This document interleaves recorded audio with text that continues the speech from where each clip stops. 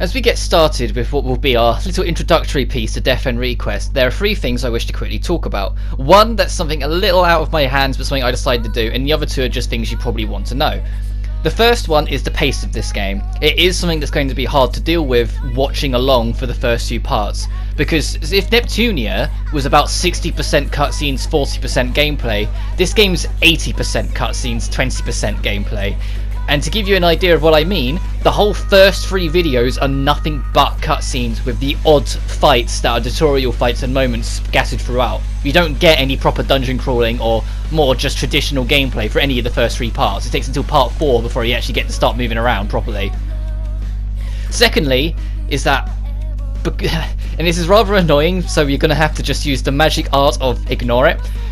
There are specific cutscenes that are only accessible if you have a DLC character with you at the start of the adventure. If you have this DLC character join within the adventure, you don't have access to the specific little scenes with her until New Game Plus.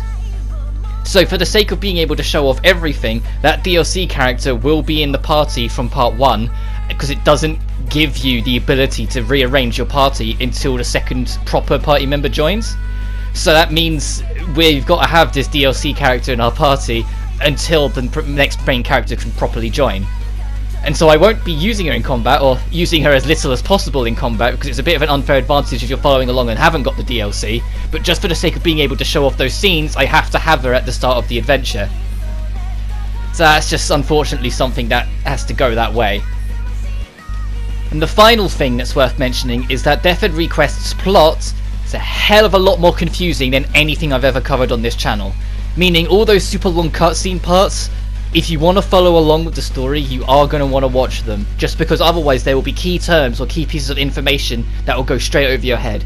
If a twist or an important piece of information is delivered but I don't think it's been clear enough, or I struggle to understand it, I will re-explain it or try and simplify it in a way to make it a bit more understandable, because at the start it is a bit like a huh with a lot of it, and I can reason with people why some of it is really confusing. So I will be using or highlighting key terms and going out of my way to re-explain points if I feel like it was poorly handled or poorly explained at first. That being said, that's all I've got for part 0. The next part, well, the first part of the proper project, I should get working on and have it ready by tomorrow. But you know what I'm like, so no promises. We'll just see how that happens. But until then, you guys take care now.